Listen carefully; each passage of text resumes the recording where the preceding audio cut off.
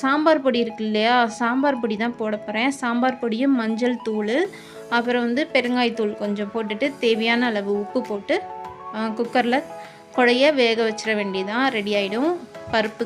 பருப்பு கீரை காய்கறி சாதம் ரெடி ஆயிடுச்சு.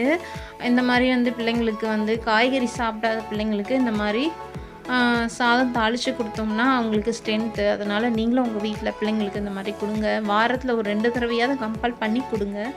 முருங்கைக்கீரை வந்து ரொம்ப சேர்த்துக்காமல் அளவோடு போட்டோம்னாலே பசங்களுக்கு அந்த கீரை வாயில் தட்டுப்படாமல் சாப்பிட்ருவாங்க. பருப்பு சாதத்துக்கு வந்துட்டு மீன் வாங்கியிருந்தோம்.